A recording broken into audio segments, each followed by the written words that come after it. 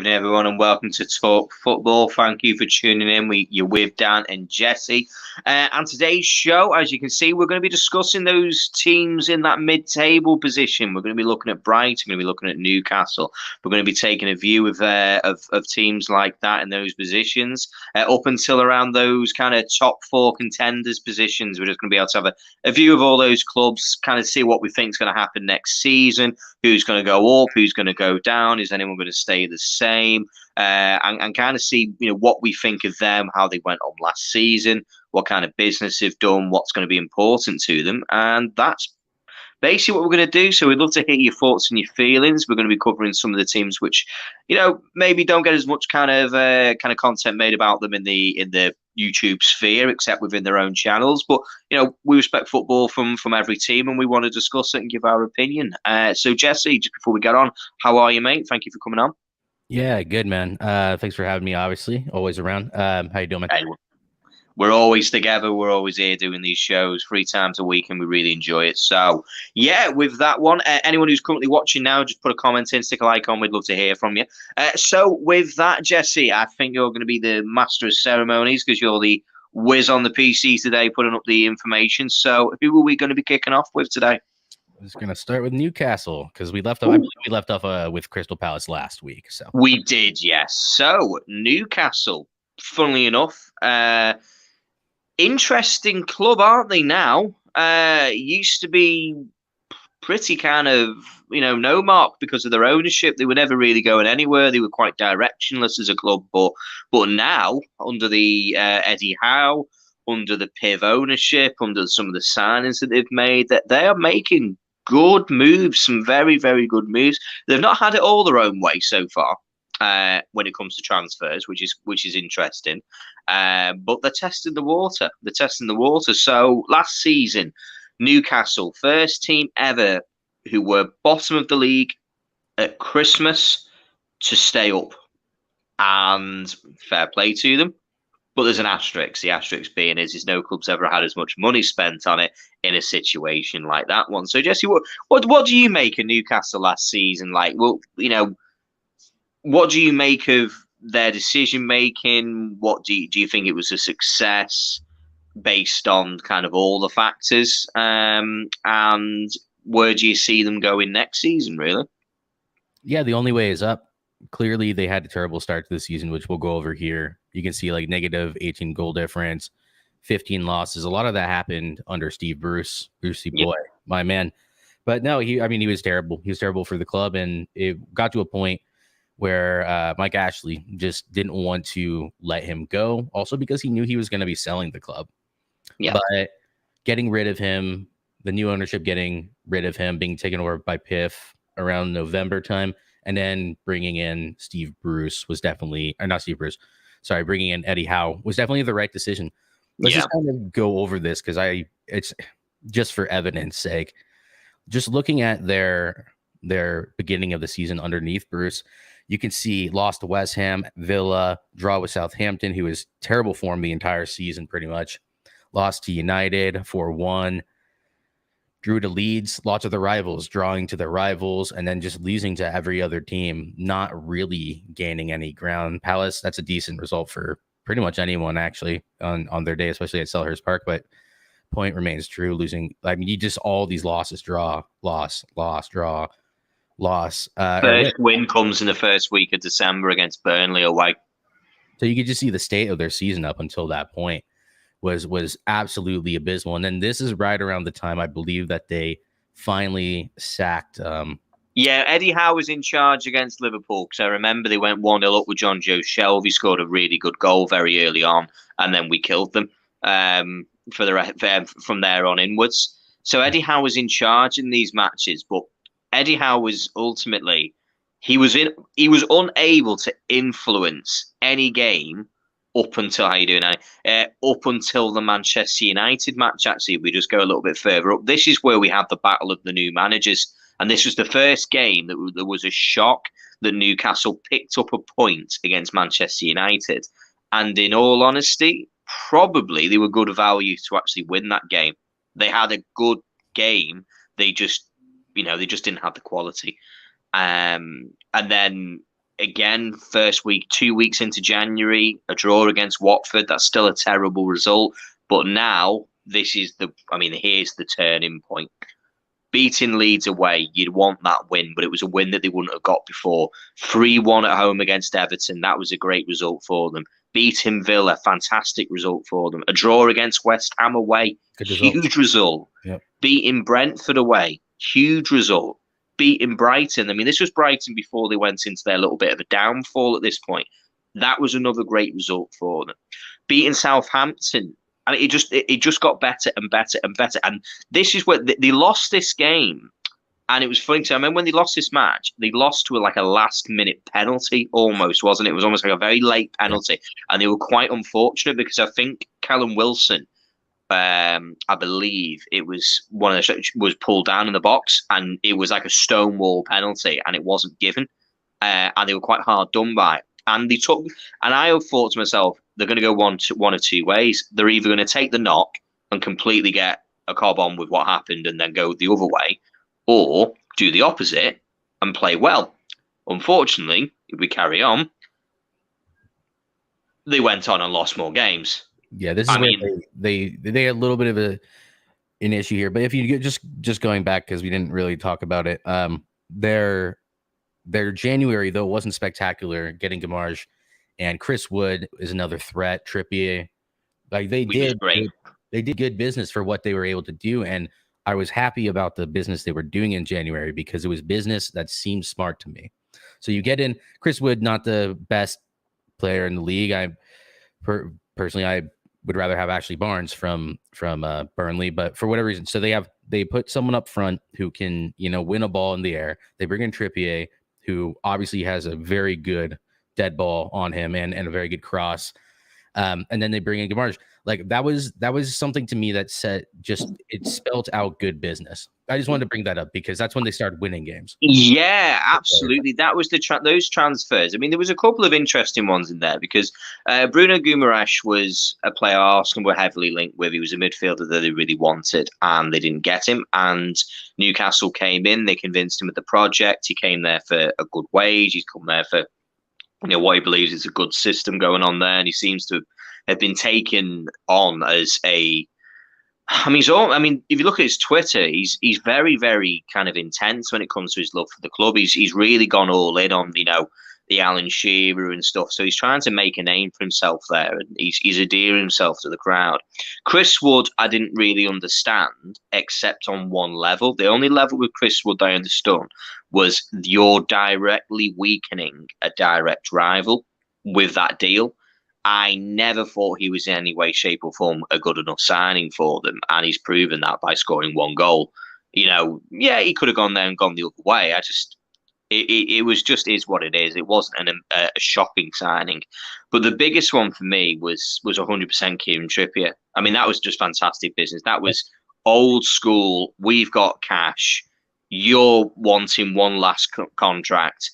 Come in and we'll give you it. There's no long-term plan with Kieran Trippier.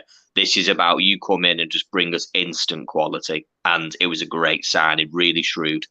Yeah, that's about as much of a statement signing as you're going to get a month or two after getting new owners and a new manager, etc. Let's just run through the rest of these because they had that little blip there in March going into April, but then continued their good form throughout really the rest of the season. That's okay. Losing to Liverpool, City, it's to be expected. Beating Arsenal on the second to last game of the season, the game that ultimately mudded Arsenal and their top four chances. And then beating Burnley, sending Burnley down, like you just said, getting Chris Wood. And lo and behold, not only were they safe, but they ended up sending down yeah. team that they bought Chris Wood. And that's true. I have to say, going back on just like Eddie Howe's appointment, I was quite critical of his appointment, to be honest with you, because I didn't genuinely think he had a CV for being one who would be able to keep a team in the Premier League. I just didn't think he had it. I thought ultimately there's something that needs to be remembered, and I think a lot of people forget this. He wasn't anywhere near their first choice. He was third or fourth choice. There was a number of managers that had been offered the job prior to him, but they turned it down at Newcastle for one reason or another. So Eddie Howe wasn't first choice. And on that I hold my hands up. He's done the job and he's done the right job. I think Eddie Howe has got a lot to prove still. He is going to have a bigger expectation this season coming. There'll be a lot more pressure. You can't really attribute this kind of siege mentality when you're in a relegation fight. You can get a siege mentality going together where it's like everyone's against us, we work together to stay in the league, and that's how you galvanize a team. You got to galvanize a team in a very different way when you have different objectives. When your objective is now ultimately it'll be to get into Europe, that will be their goal. If it's not, I don't know what they're doing. They should absolutely be aiming to try and break into the elite, at the very least, the Europa Conference League position. At the very, very least, their target will be Europa League this season, without a shadow of a doubt. Do I think they'll get it? No, I don't think they'll be strong enough. One season too early. They'll be there. Yeah, one season too early. And I think Eddie Howe may not have been their first or even second choice, but getting him in, he is a progressive manager who his style of play will get the fans on side. It's not boring. It's not the best style of play. It's not the most effective, but it is something to be a little bit more excited about. He is a man manager, but his style of football and his management is a lot like Brendan Rodgers, where it's not terrible. It can be entertaining, but eventually it becomes stale. It's been proven not time and time again, but it's been proven multiple times that Eddie Howe, his style of football and his coaching methods get stale. But that might be perfect for them because they're going to need to replace him if they are on track and Howe does a good job. Here in 2 seasons, I could see something really surprising. Let's say they start getting into Europa League football consistently, which is a real possibility with how much that they actually have to spend. We covered this about a month and a half ago, actually, if people want to go back and watch. I kind of went over the financials. They have a lot to spend over the next 3 years. Then you can kind of go on and who knows? I'm not saying it will happen, but you never know. Maybe a Poch. Maybe if Eddie Howe is the tier 3 of that sort of manager, you might be able to skip a tier if you're in a really good position with the right owners and go straight up to that tier 1. You could see that happening with, say, for example, like this season. They have a good season. They somehow are able to achieve their goal, which is Europa Conference League. He keeps his job. The next season's target will absolutely to be the Europa League. He gets Europa League, he stays in a job. But then what will happen is that it'll be a case of, well, we want you to be in the Europa League, but we also want you to move us up the table. They'll move the goalposts continuously. Well, that's what they should do as a club if they have the ambition, that they'll say, yeah, you'll get another season. If that season is, we still got Europa League, however, we're floundering, a question may well then be answered. When it comes to a new manager coming in and saying, listen, Eddie, thank you very much, but we look like we now need somebody else to kind of take us to that next level, to move us on. And that is very much possible, to be honest with you. I completely agree with you on that one. So we just put the numbers up here now, statistics-wise, of the players from last season's figures. And the most striking thing, Jesse, you can see it, can't you? Well, goals. For me, is the fact that they don't score enough goals. In that, look at the play time on their top performers. That's abysmal. What do we get into if we do this? Well, 900 minutes is 10 games. So, wow. When St. Maximin is your, to be fair, 2,800 minutes is pretty much, it's 500 short of like a whole season. It's 30 games, just over 30 games, isn't it? But that's surprising that St. Maximin is your top because he's usually the most injury prone. Even Dubravka, as a goalkeeper, as their primary goalkeeper, not being good enough, which is why they brought in Pope. Lascelles, you'd expect as captain. Your brand new signing in Joe Willock there. Brand new signing. 2,000 minutes, only done 20 games. Shelby, your other captain. It's pretty abysmal. Like, these players have not played enough football. But yeah, I think Newcastle stats for the most part are pretty straightforward. Most shocking thing is Callum Wilson has a very good return. He always has a good return. His issue is always injuries. Yes. He has done for years, yeah. So I think with what we can see there when it comes to transfers, they were very, very keen on bringing Hugo Ekitike in. I hope I pronounced that correctly. They wanted him in January. They didn't get him. They wanted him again this summer. They got the fee agreed. The problem is they couldn't agree a contract with him. and that deal's dead, I believe, from what I'm made aware of. He doesn't want Newcastle. PSG have become involved, and I think, to be honest with you, that's dead. That's done. That's finished. That'll be the end of that. So Newcastle next season will absolutely, unequivocally need a striker. They need a striker without a shadow of a doubt, because you cannot rely, firstly, on Callum Wilson to last the entire season and score goals. He won't. He will get injured. If someone's injury prone, they will continue to be injury prone.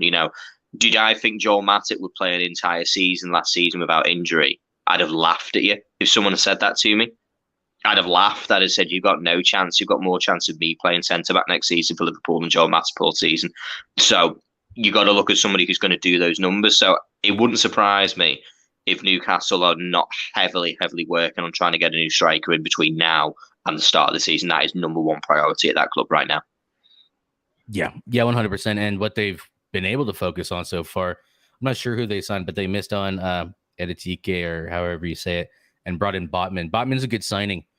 They're not going to be great defender, yeah. Not going to be playing a high press anytime soon. That's not the sort of defender Botman is. I remember United were looking at him a couple years ago, and it's just not the sort of defender he is. So it'll be interesting. Quality defender with Pope. They're shoring up that defense. It was clearly an issue with especially Lascelles and Dubravka both being underperforming players last season. Two of the people they normally depend on the most. I think they're doing okay business right now, but am I overly impressed at this point in time? No. Was I overly impressed with Guimaraes?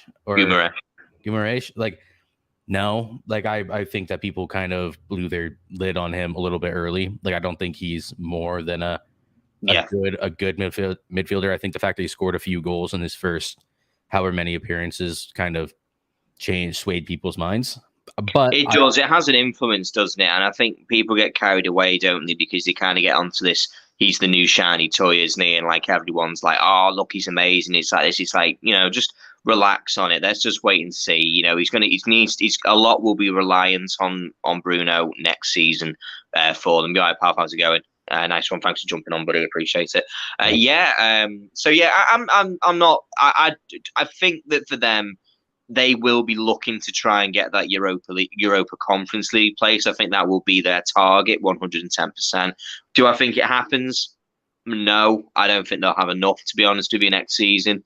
There'll be a strong team. I think they'll be a team which will be quite consistent in the fact that they will beat the teams that I think that you'd expect them to beat. But I think they'll also be beaten by teams that you'd expect them to beat them, if that makes sense. I think they'll be quite a very consistent team. Like, they win against the teams who they should win, and more than likely will lose against the top 5 kind of clubs, probably home and away. Yeah, no, I agree. And I think that their goal ultimately, when we're looking at this, just as a quick prediction, looking at it, Wolverhampton had a decent start, good defensive numbers at the beginning, never were really good at attacking, but were a tough team to play against. I'm looking at Brighton. They're the one that's sus to me. I expect Newcastle to climb over Brighton, probably Wolves and Leicester, depending on how they perform. So I expect them to climb closer. Obviously, like we were saying, that Conference League is something that they'll be aiming for at the very least, but I don't think they'll even get that. I think right below West Ham. If West Ham show up again and they don't lose Bowen and certain players who check Bowen. Rice, Rice, obviously.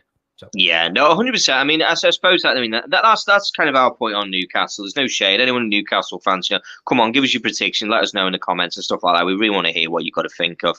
We'll move on to West Ham. We'll get down to go to Wolves. A disappointing season all round, I think, in the honesty. I mean, initially they were strong, they were hard to beat. They were, they weren't scoring goals, but they were grinding out results. But for me, in the end, they just dropped off heavily. They were really genuinely in with a shout of Europa League place up until probably the last 10 games of the season, and all the defensive prowess that they had just dropped away. They were incapable of keeping out goals. I mean, they conceded 7 goals in the last 2 games against City and Liverpool, where they were very capable of keeping Liverpool and City both to a 1-0 win. the other way, on the earlier legs, so they were capable of keeping the games as respectable.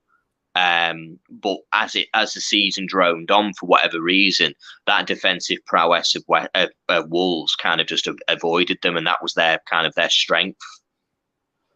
Yeah, I think this is going to be an interesting one for Wolves because they're keeping a hold of a lot of their players. Problem is, Raul Jimenez came back and just wasn't the same player as you can expect. I mean, what an injury to take on.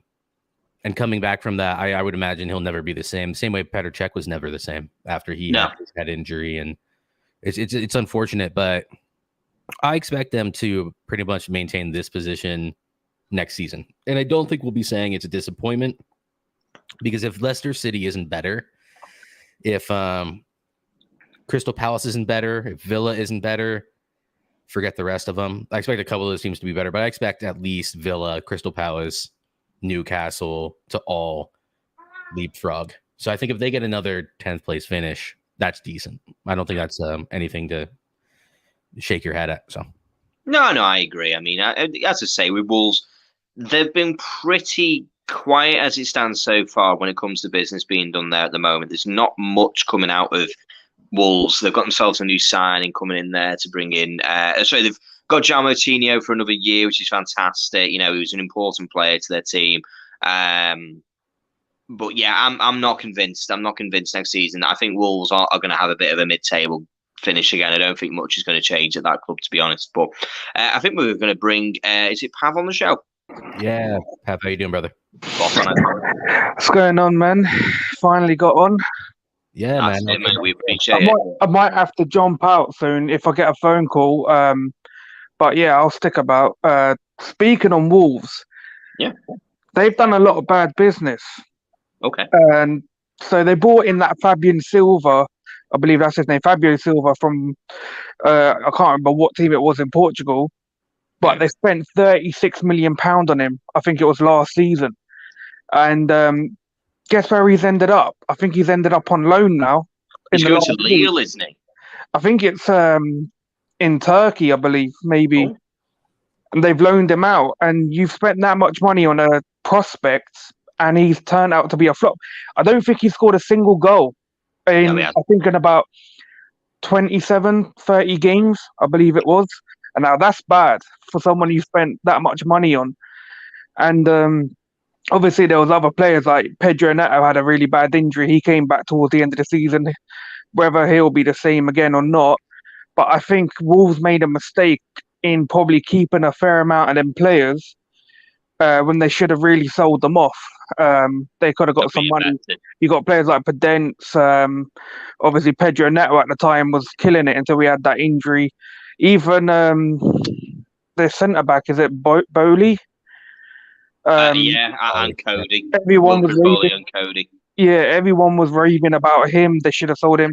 And Connor Cody is probably one of the most overrated English centre backs in this league. Like the way that he gets away with being in that England team, one of the crappiest defenders I've ever seen play in the Premier League. And this man watches Harry Maguire week in, week out, so he knows. I know. I mean, he might be a great leader and stuff like that, but keep that like for the dressing room. On the pitch, they need better. There's only like maybe 2 or 3 players I rate out of that team. One is one of the defenders. I'd say he's probably like a box to box, but he's Dendoncker. Oh really? Yeah, he's a good player as well. Yeah, he is. Yeah, that's someone who would like for like maybe come to Man United at some point, but who knows? But I don't know about that. By the way, he's going. So I guess it's a 1-year loan at Anderlecht, and he came from. Anderlecht. Yeah, but that's quite the. He needs to go somewhere to rediscover his form, doesn't he? So I don't think he really had. I don't even think he was killing it in Portugal before he come. I just don't understand why they paid a lot of money for a kid like that who weren't really. No one was really playing a lot of football. They've been playing a lot of Football Manager, Pav. You not know he's a wonder kid on there. Like this whole thing about buying Portuguese players as well. It's I don't know. The only two, 3 players who were consistent for them was Neves, Moutinho, and before his head injury, Jimenez.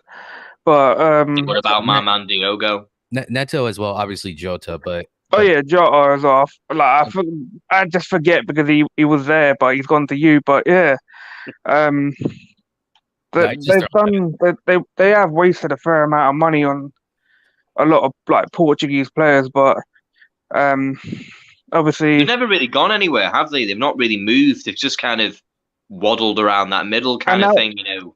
Even with Adama Traore, they could have got a decent fee from Tottenham back in January, but they decided to send him to Barcelona, and thinking that they were going to get money for him.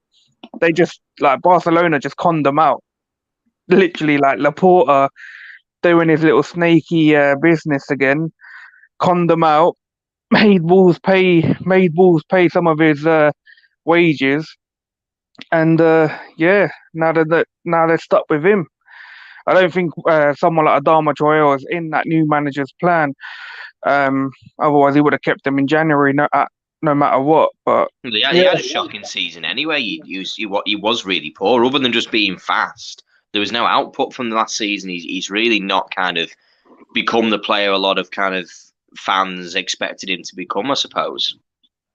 No, I mean, that's what I mean. It's like there was a season where he was killing it, because I remember him playing against teams like Man City and he was bodying people left, right, and centre. And it's just like a player like that, they need to make a move earlier on to progress under a better manager and a better team. When you're like sitting in the same team, like a mid-table club, you're not really going to get anywhere, because your mentality, it's not going to stretch that far. You're just going to stagnate and just stay at that level.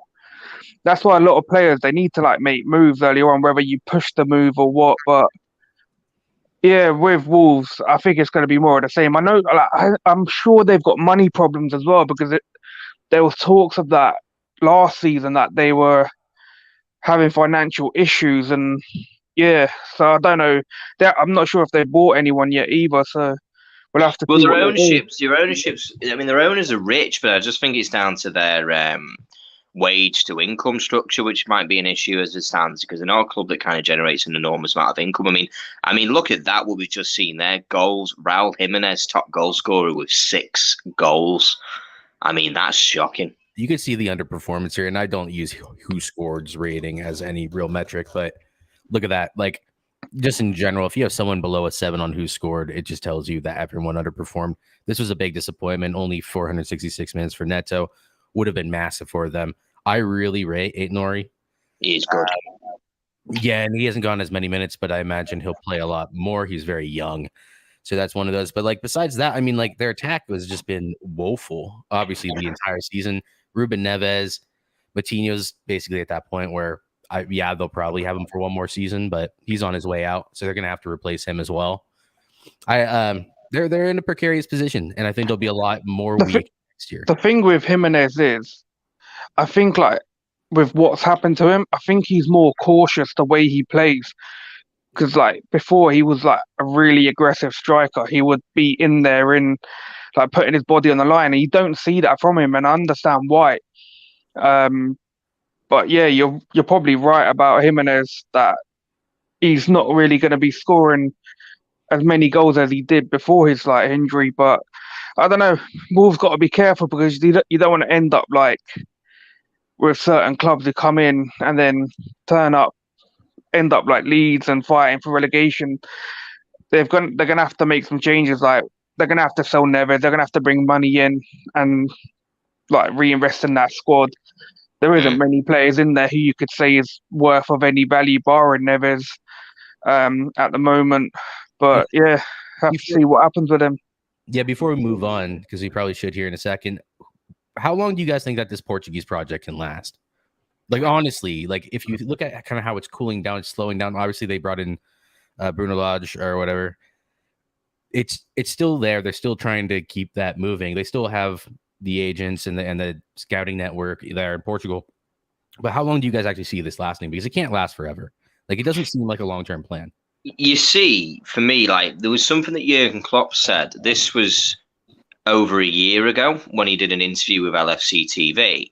And when he was asked about like what leagues does he watch, and he says, well, right now one of the leagues that I watch quite a lot of is Portugal. I watch a lot of Portuguese football because they play a very good system of football, and they play, they have very good technical players. And he was telling people this a long time ago. I think what I do believe is that because of their Portuguese connections with their managers, with Nuno, and obviously the people involved with the club, I just think that they were in before everybody else. But now all the bigger clubs are on to what they're on to and can do it better. So they can spot these players before. Well, they just have the firepower. Ultimately, if Wolves are interested in a player, not now. I just think that your clubs like your Liverpool, your Manchester United, all these clubs are kind of onto this now and go, actually, the Portuguese league is creating a lot of very good players. And I just don't think that Wolves will be able to do what they've done. We're finding players like Neves, Moutinho, Trincao, Podence, like these guys, are very good players, but I think more than likely they wouldn't end up at a Wolves now because they probably would be picked up by somebody else, if that makes sense. I think they might be changing their ways of transfer targets, because there's a guy who went to Fulham, Paulina, for 18 million euros. Now, this guy was touted by Man United, Man City, and at the time, it was a price tag of 40 million. Yeah. And someone like Wolves, I'm surprised they didn't get him for 18 million euros, because if he kills it for Fulham,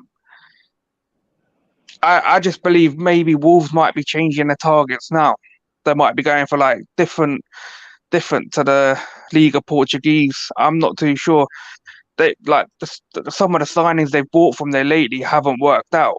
So maybe they could be changing. But like I said, yeah, we'll find out after what they've done in the transfer window. But They need a striker. They need to replace Jimenez because he ain't gonna. I don't think he's gonna come back. And Hwang hasn't replaced him. Even Jimenez come from the Portuguese league, didn't he? Yeah. I'm sure he did. But people also forget how old Jimenez is. He's going to have to go eventually regardless. It just expedited that process a year or two. I also think it's interesting. I think that they might move away from that transfer strategy for very much the same reason that Dan just said. Both United, you'll know this, Pep. United's always had good connections with Portuguese players. And basically anyone underneath Jorge Mendes, we've always had good relationships with. Obviously, City shops there a lot, and Liverpool, you can tell me, Dan. Julian Ward's got a holiday home in Portugal. That's all he goes to. Yeah, this guy from Liverpool is like all about Portugal. So he speaks fluent Portuguese, so I think he's well linked in with anybody who's involved in there. So I think anyone of decent with Liverpool, any decent players out of Portugal, I think Liverpool probably his name will be linked on numerous occasions for the next few years, to be honest. So, yeah, Wolves, interesting club next season. Don't think there's going to be much change. I think another 10th place finish will probably be a positive result for them, to be honest, in all honesty. So, yeah, Brighton and Hove Albion, highest ever finish, most wins, number of records broken last season. All round, good season for Brighton, would you say? Yeah, one of those records was against United, their largest home win, I think it was, in their history for or most goals within the Premier League. Yeah, within the Premier League, 4-1 or 4-0 against United. No, it must have been 4-0 because we didn't score a goal that game.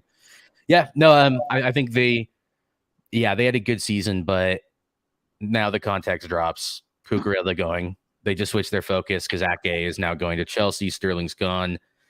So Cucurella is going to be gone. Basuma's already gone. Their DOF is already gone. Unfortunately for Brighton, I think it's going to be a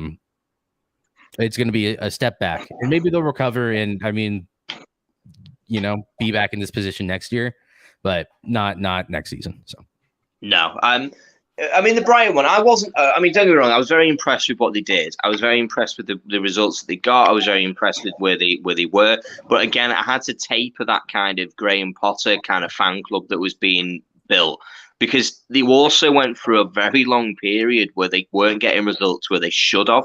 There was no excuse for not winning games. Like, it wasn't like there was an injury crisis at the club.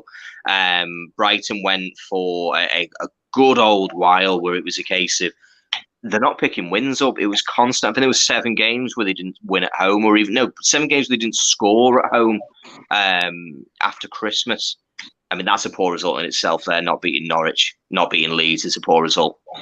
Yeah, not beating Leeds, draw to West Ham, that can happen. Not beating Southampton, lost to Wolves, beat Brentford. You expect that? But they did beat Arsenal and Tottenham in the space of a few weeks.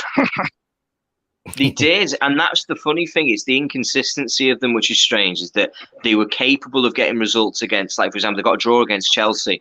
That's a great result for them. They were able to pick up good results, but the consistency levels, which, I respect, is if you're a mid-table club, you should absolutely be beating Norwich. Like, it's a bad result if you don't, especially if you don't score.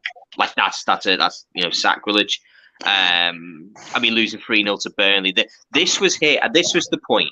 This was actually quite a shocking result, actually, because Burnley were in dire straits at this point, and they blew Brighton away in this game. They absolutely blew them away, and I couldn't understand how it happened. The thing with Brighton is, I think their main objective is not to get relegated. As long as a team like Brighton doesn't get relegated, I know they've been better than like relegation teams and all that, then their objective is basically that. And the way they've made money and developed players, they're probably one of the best well-run clubs in this country. Yeah. But like Jesse was saying, they've lost a lot of their background staff members who have made that possible. And I think we'll see what happens this season, whether they carry on with that route. They've lost a fair few players, and even a player like Lamptey has probably lost stock because he's changed his nationality to Ghanaian. Yep. So where you could apply that English tax on someone like him, they probably won't get the extra bit of money for him now. But like, obviously clubs might say, look, we want to buy him, but we're not going to play over the odds because he's not of English nationality anymore. Does that apply to citizenship or no? Is it he remains especially under the homegrown talent. He remains a homegrown talent anyway. Okay. Yeah, I just it's like when you're an England national, you've got that tax on you, haven't you? But I think it's either way though. I think you're right. I think that it will drop the cost of him to a certain extent. But I just was wondering because obviously he'll still have a little bit of a tax, but it won't be quite the same as the England international thing. For God knows the reason you guys care about that. I'll be honest, but it's great. Like Pav and I have felt the heat of that as United fans because our teams always seem to want to United always seems to want to go for whatever the best English international at that time is. But yeah, no, I just wanted to make sure that I wasn't conflating the two. 100%, and that was the thing. I think the biggest concern, I think one of the most important things for Brighton next season is to keep Graham Potter. I think that's their most important kind of role that they need to do right now. He's going to have to leave at some point because, with all the changes that have come, have been made to that club, like I said, certain people leaving, like he has to progress at some point, and he's going to have to go up a level, like maybe to a Leicester or I don't know, another like club that's like in the top like 8 or something. And then you'll have to see where he progresses from that. But saying that Brighton's probably not going to help his cause that much. I agree. I think he needs to have one more season at Brighton, definitely, because he's had one very good season this year. And for me, it's really important that they keep hold of him now because they've lost, they've already lost Basuma, their best midfielder. They've lost Cucurella, who's had a fantastic season this season. He's a very good player. And it's going to be a tough one because I'm looking through there. They've got some good players, but their second highest, numbered players gone. Cucurella's gone. Then you've got the drop down. You've got Trossard, Dunk. Their next best player is probably Casido, and that's someone who I'm like angry about because we could have got him for about 4 or 5 million. And we passed on it. He's not. And then he literally destroyed us in that 4-0 win. I remember that, but like he's one for the future. The real one right now is like their two sellable assets really are Trossard and Dunk. I mean, Trossard, isn't he like 28 though? He's It's not. He's 27. He's still. You can still. I mean, I don't know. he's still good enough. He's not good enough for like top 4. Even No, top. that's what I mean. Like, he wouldn't be worth that much. I can't see him going for more than like 15 million at most. Like 15. Wow. Yeah, I don't believe he doesn't even play for Belgium that much. He's just a I think you can get I think you can get upwards of 30, 35 million. No way, no chance. No, I do. I think he'd be a lot better in like a West Ham system. Jesse, if you just put the goals line down for me, I just want to see who their top goal scorer was. Trossard, yeah, Mopé. Yeah, they really didn't. Again, it was another team who kind of didn't have any kind of top goal. And this was when we had our conversation about those teams who came up from relegation. Came up from the Championship. Like, these are players which are Premier League proven, who've had years in this league, and they struggle to get this many goals. And that's my concern for players like Solanke and Mitrovic being able to translate the goals that they have at their respective clubs and bring them into this league. So. Yeah, I mean, that shocks me, actually. Only 8 goals between the two, each, and then Welbeck coming in at 6, McAllister, no great shots, goal, wise, Dan Burn left. I mean, that was a big loss. One of their best defenders going to Newcastle as well. So, yeah, it's going to be an interesting one next season for Newcastle, for Brighton, to be honest with you. I think there's going to be a downturn. I think anybody who's got Brighton as a team who's on the up and whatnot needs to kind of have a look at who they don't have this season, and they're missing some of their most key players, to be honest. Yeah, I think it's going to be an interesting one for Brighton. I'm interested to see how their targets are affected in the way that their run is affected, giving up what's his face to Newcastle, their DOF. Which Cassetto, like Pav was saying, yeah, United was after him, but it was always one of those where United doesn't know how to do smart business, and the moment we pulled out, he went straight there. And I wasn't really disappointed, but I was looking at that like that's one that you really need to be smart about. But the problem is Casado, and then I think they got in a really promising replacement for Basuma, or they were linked to one. They might have already gotten him, but I'm not convinced yet that wasn't having to do with their previous management. Yeah. So it will be interesting to see how they adapt to the new DOF. So. No, definitely. They're going to go for there. The most important thing there, Brighton, though, has got to be keeping hold of the manager 100%. Like, not losing him halfway through, for example, say one of the bigger clubs at the top sacks the manager, and then all of a sudden, he's the one that gets, what do you think? Want to bring him in kind of thing, and then they end up losing Graham Potter halfway through a season. That could be incredibly damaging for a club like Brighton, who would probably struggle to attract top management options with their kind of system that they have at the moment. So, yeah, it's going to be an interesting one. Now, these Leicester City, the perennial underachievers this year, low-key went under the radar that their season was absolutely dreadful for me. From winning the FA Cup the season prior, and the season prior to that just missing out on the Champions League, to finishing 8th, it's not good, is it? It's not good at all. I think that the interesting point that we can kind of draw on here is I think we should just cover Leicester and West Ham for the rest of today. I think we'll just do Leicester, mate. I think West Ham deserve, because of the Europa League situation, be on that. Because we've done the top 2, haven't we? Oh, okay, so either way, I want to go ahead and compare these. 2 well-established managers going up against each other with similar levels of squad. Yes, this is for me. Ultimately, it's a complete underachievement for Leicester City. Yes. Not even considering how good West Ham were, or how bad the top 6 were, or how good anyone else was. Leicester City were dreadful the entire season for me. They were.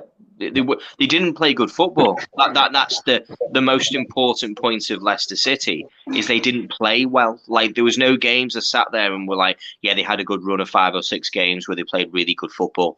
They just got results. They seemed to just they did things, and it was like, they got results which maybe they didn't kind of warrant so much. it low-key went under the radar that Jamie Vardy ended up getting 15 goals this season across all competitions and played about 20 games. Because of his injuries, no one stood out for their team. Patson Daka, their new signing, flopped, didn't work out. James Maddison propped the team up when it comes to goals and assists. The fact that they're somehow keeping hold of him is actually it's quite shocking. I thought a lot of people would be after this guy right now. I really thought there would be a lot of big clubs sniffing around James Maddison. And I'm not quite sure why not. Does anyone see why? Well, this is part of the problem is that price tag will probably be one. Was twice the price, exactly, Pav. He was twice the price of Odegaard, but when you look at it, he's got twice the output. He's twice the player, man. Yeah. I mean, like, Odegaard did very well, but yeah, I don't know. Like, I think injuries were also a concern at the beginning of the season, though he didn't get injured too often this season. He did put in 2,400 or 2,500. I'll round that up this season. And he was by far their best player besides Vardy, like you mentioned. I mean, yeah, 1,800 minutes, 15 goals, 2 assists. That's a GA, basically a goal or assist every 100. That's about as good as you could hope for. But yeah, even Harvey Barnes, like, they have good players. They just were criminally mismanaged this season. The statistics here aren't that bad for the Premier League, at least. Yeah, I don't know. Pat, what do you think? It's like you said there with like the ratings when it comes onto certain situations under the Premier League. Again, they're all under 7. They're just showing the underperformance levels other than James Maddison and Vardy, who, were basically a 7, that they all were pretty underachieving players. So, yeah. What do you reckon, Pav? What do you make of Leicester last season? I think they, like you said, underachieved. But I think a lot of their players, again, they were touted to be, some of them, the next best thing, and they dropped off. Someone like Soyuncu had a really good season the season before. He dropped off. Ricardo Pereira, injuries hit him as well. James Maddison, injuries. The only one who I think performed was Tielemans and, is it Barnes? Harvey Barnes had a good game. I mean, Tielemans, I didn't rate him too much. I thought he dropped off. I think with him, one of his best traits is availability. But that midfield, it's Ndidi as well dropped off, so it doesn't help when. I know with Leicester they make a lot of changes due to injuries. They play like defensive midfielders as centre backs, like Amati, and they put right backs and left backs to cover centre backs. So it doesn't help when you're a central midfielder and you're having to look at your back line and have to cover them a lot. But I think Tielemans, I'm surprised no one else has come for him because he's got 1 year left on his deal. The only team that's linked with him is Arsenal. Yeah. And the price that's being quoted is around 25 to 30 million. I mean, with 1 year left on his deal, I think it's a good price, but maybe some clubs are hoping that he stays there and they could try and pick him up on a free, which is understandable. But I will make a prediction now that Brendan Rodgers will be sacked before the season ends. Yeah, I think he's in danger of losing the job. I know there was a lot of talk, a lot of disgruntled fans last season who wanted him gone, and I didn't like the fact that we were linked to him for God knows how long. I don't want this guy anywhere near. Like, I don't think he can perform at a top 4 club. I think he is a mid-table manager, and I think he's a manager who, after a season or two, kind of loses his authority, and the way he wants to play just wears off with the players. 100%. That's why I say someone like Graham Potter would suit that team. Leicester, a move like that for him would suit Leicester. But yeah, Brendan Rodgers is probably going to be. I think by December or January he might be gone. I absolutely concur that, because I've been saying that on this show for a little while now, and I actually predicted that Ralph Hasenhüttl would be in the same boat for the same reason. is that the two managers are not being backed in any way, shape, or form. I now have to retract that statement because now Southampton are signing players. So there's now a belief that they're now giving the players that the Southampton manager wants. So it looks like there's some, a little bit more belief in around Ralph Hasenhüttl as it stands currently at Southampton. He's going to have to get his act together because, as I say, they got 1 win in 10 games at the end of the season last year, and they're not going to put up with, losing 5 out of 4, 5 out of 6 games next season. They're going to have to get stuck in. But because Leicester haven't signed anybody, for me, that looks like writing on the wall stuff. It really does for me. Yeah. See, with Jamie Vardy, he's getting on now, and I know that he wants to move to America. I think he's bought a little football club there as well. Obviously, there's stuff with his missus and things like that. He wants. I think this could be his last season at Leicester. Iheanacho could score you some goals, but other than that, he hasn't got anything else to his game. Ayo Perez had a decent little spell at Leicester. He's dropped off, not good enough. They haven't really got a lot of players there that they can make money off now, and I'm glad because they literally skegged us for Harry Maguire. So I'm glad what's happening to Leicester, and I hope it just they fall off. The only one prospect they've really got is Patterson Daka. Once Jamie Vardy leaves, and he's given the reins to play. He needs a lot of games. You can't expect someone like Daka to get you goals when you're not constantly playing. He needs consistency. Tielemans, I think if Arsenal go for him, that what's their midfield going to be? An injury-prone Ndidi who they could have sold a while back, kept hold of him, and now his stock's dropped. Samari, maybe Harvey Barnes. Harvey Barnes, maybe they can get maybe 50 odd million for him. It's really they haven't really got a lot of players. Even at Castagna that they bought from the Serie A, he was really good, and he's just picking up injuries as well. Wait, Pat, I really only see their defense being worth any value. That's the thing, and even then, their defense is so injury prone. What is it, James Justin? I mean, that was supposed to be their poster child for this season. Obviously, you have Fofana moving on. Fofana, Soyuncu's stock is plummeted. He, by the way, that kid only ever had stock because he was Maguire's replacement. It was a stick to beat United with. He was never that good. Everyone's saying he was good. I was watching him. I'm like, we are watching two entirely different players because he always looked languid on the ball. Yeah, he was strong, but he wasn't particularly quick. He wasn't very good positioning wise. He was never that. Vestergaard got that massive reputation for Southampton because of the season before this last season. Yeah, they don't have assets, but I think their only real assets would be Fofana and James Justin, and there was one other kid, wasn't there, at one point? Dewsbury Hall's pretty decent. Just a number 11 on the list there. Yeah, Dewsbury Hall had some good games. He wasn't a goal scorer, but he did play well. He did play good football for a young kid. And they do have these players coming through, but it just begs a bit of a question. If you think about the players who were at Leicester, who won the Premier League that year, is how many of those players then went on to do bigger things and Vardy didn't? And you kind of think Vardy made a mistake, didn't he, staying where he was? Mahrez went on and won several Premier Leagues and won several other trophies. Kante's won the Champions League. He's won the Premier League. He's won trophies with Chelsea. Even to lesser extents, players even Maguire have gone on to at least do something different with his career.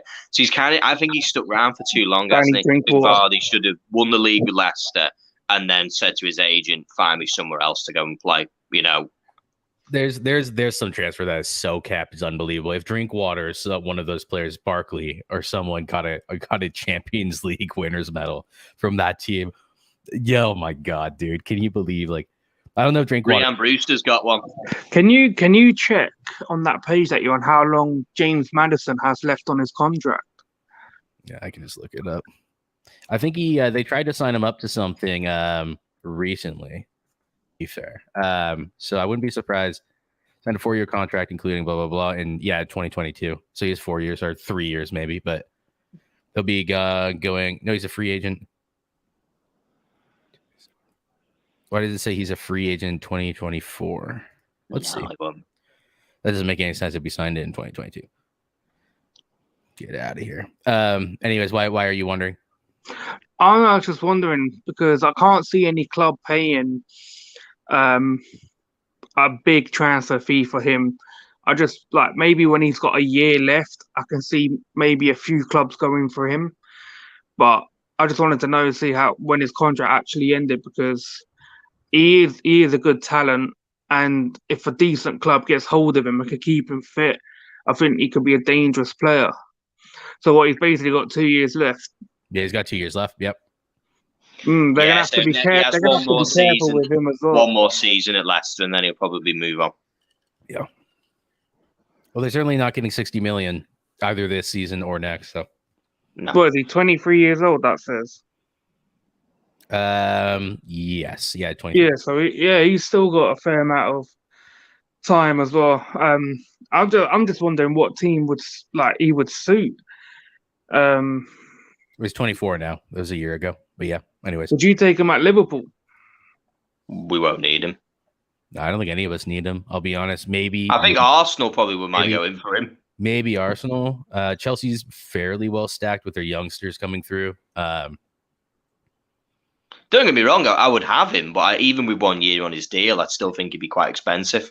You know, like I still don't think he'd be a cheap player. But I think there'd be a lot more interest if he was around the £30-odd million mark. I think there would be a lot of teams interested, probably here and abroad. But yeah, I don't think Liverpool would need him. I think we've got enough players kind of in those positions, you know, who can kind of do what he can do. So I wouldn't be opposed to it. You know, I wouldn't be like upset if he came to the club. I'm just not quite sure that would be the kind of player that Liverpool would have, if that makes sense. Yeah, I only see like West Ham as upgrades go at this moment in time, depending on where Leicester go. I expect them to do better next season. Newcastle, if they're up there, which I expect them to be somewhere close.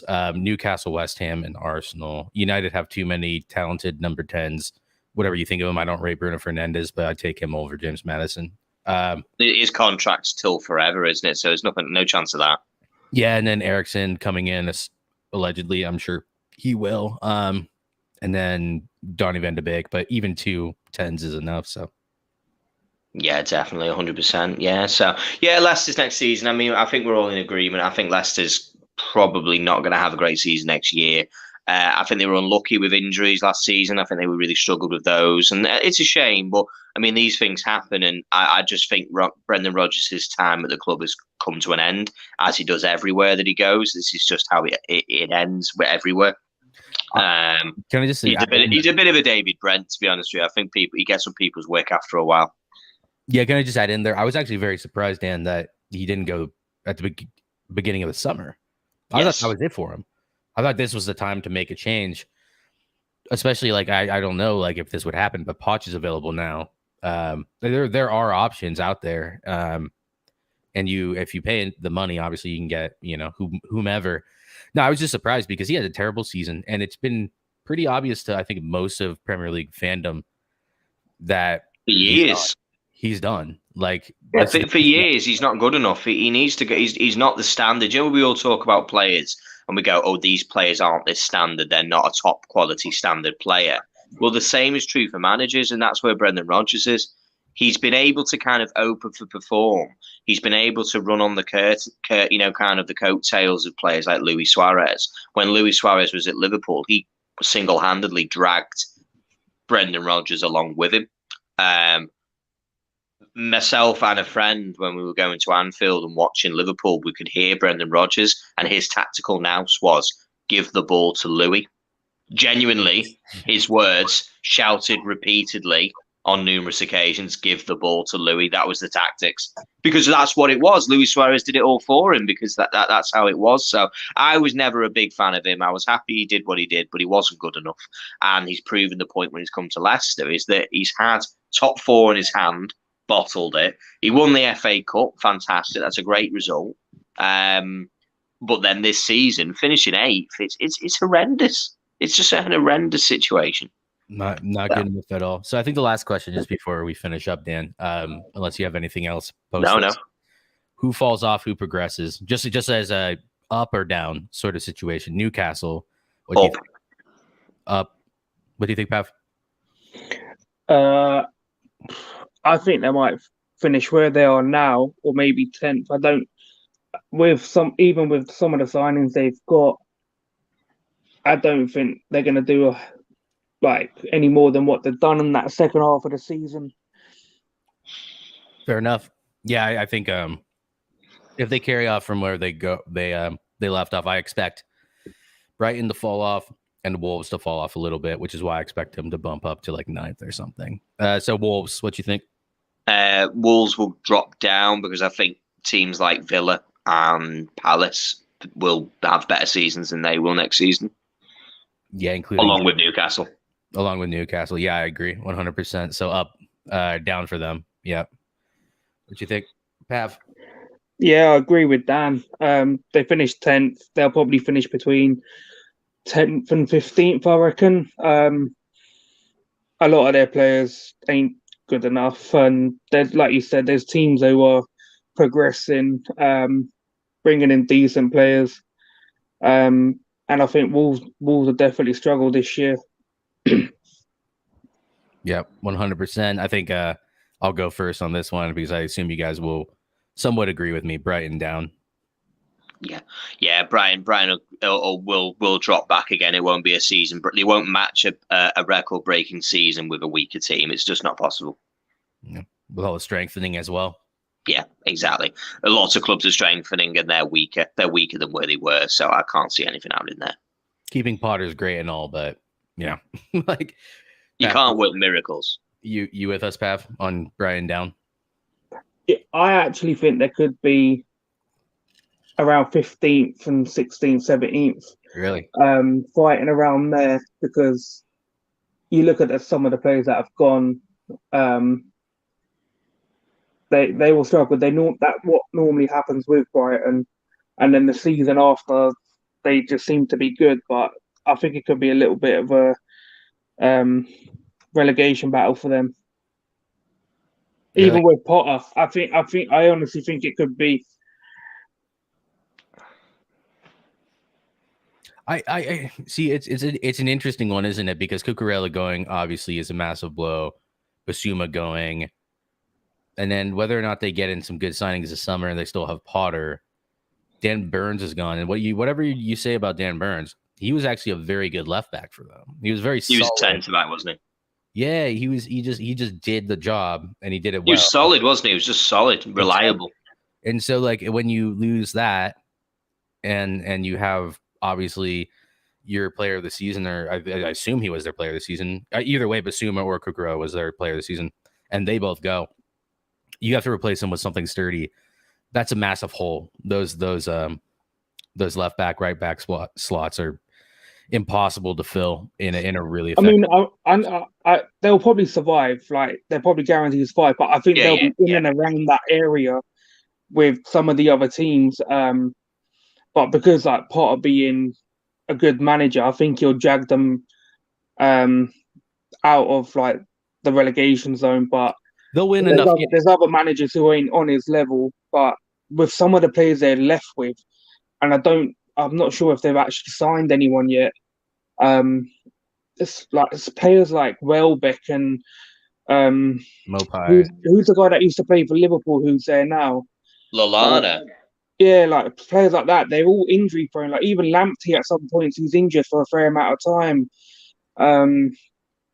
I don't know, unless he's got something up his sleeve and the club's got something up their sleeve. I can't see them finishing above 15th at best. Yeah, it's going to be a big job at Brighton next season. Bottom half of the table, I think it's going to be. They've got world-class facilities at that club. You do. Like I said, one of the best-run clubs. They've got really good facilities. It's just like money. They're not going to go out and spend like 20+ mil on a player. I can't remember the last time they've done that. It'll be like low transfer fee players coming in, players from their youth academy maybe coming up, but they could struggle this season. I'm looking at it as a year off for Brighton. I'm not saying they're like going to be devastatingly bad or anything. I think it's a year off. Leicester. I actually, as daft as it sounds, I think they'll be in and around where they are, but I don't think it'll be good enough. If that makes sense. Like I think they'll be probably eighth or ninth, at very worst 10th. To be honest. But that won't be good enough. That'll get Rodgers sacked. Simply put, he'll get sacked if that happens. Yeah, I mean he's had enough time to move them on to the Champions League places. Forget missing out on Europe. Full stop. Yeah. Remember, Leicester was basically nailed on for Champions League. If you went like to March of 2019, 2020, 2020, not 2021. Yeah, no, 2021. They're pretty much nailed on to get top four. He's failed so many times that I could see them doing one more go around and then saying, okay, that's good enough, Brandon, see you later. So yeah, if they don't get at very least a Europa League spot, he's gone skis. 100%, definitely. Yeah. What do you think, Pav? Yeah, you guys are right. With what Leicester's been achieving past seasons, not getting into a Europa place or even the Conference League, it's a downgrade because they've been doing stuff with that team and that club, and you're kind of dropping back down to like not being there, and it's like, do you change the manager or what do you change? It has to be the manager, and the fans now have this expectation that they should be in Europe, and they won't take it. As soon as them fans get disgruntled, they'll get rid of him. They've got rid of previous managers when they're not performing. Rodgers has had time. He has won the FA Cup, but if they're like below 10th, he's definitely gone, no matter what. Yeah. Did they go straight from Claudio to Rodgers? No, it was another French guy, Peel. Is it Peel? Oh yeah, yeah, he was awful. Yeah, I can't remember where he come from. I know he was managing another Prem team, and he was sacked from there. That's right. Yeah, no, I remember now. Yeah, I can see his face. I just can't really like put my nail on. Yeah. Yeah, they were terrible. Yeah, but for me, Leicester, if they finish outside of a good, solid Europa League place, it's curtains. Absolutely curtains for Brendan Rodgers, and it could well be curtains before Christmas. If, as you say, if those early results are going against them and it looks like they're not in any chance of getting a Europa League space, they'll be like, no, this is done. So yeah, with that, I think we'll finish up. I've really enjoyed this stream. It's been interesting. Want me now to discuss some of these clubs now, and I really appreciate Pav jumping on with there for us. It's really good to obviously have your input on there. It really helps us kind of have a discussion of what's going on. For next week's stream, next Friday, when you come and join us, we're going to be discussing West Ham, Man United, Arsenal, and Tottenham. I believe those are going to be our teams we're going to discuss. Yeah, we might find time to just blaze through all of them, just because these two are going to be. We can leave them. Yeah. Yeah, I think the most interesting sort of situations, really, this is the meat on the bone now, isn't it? It's who's getting Champions League and who's not getting Champions League next season. This is the really interesting one that we're going to be discussing. Who's going to be happy and who's going to be sad in the fan bases next come May next year. Join us on Monday. Got another big show lined up there. Going to be discussing some of the Chelsea transfers that they've got lined up there. See how they fit in with the players that they've lost. Are the improvements? Are the downgrades? Just kind of have a look at what to expect from these players.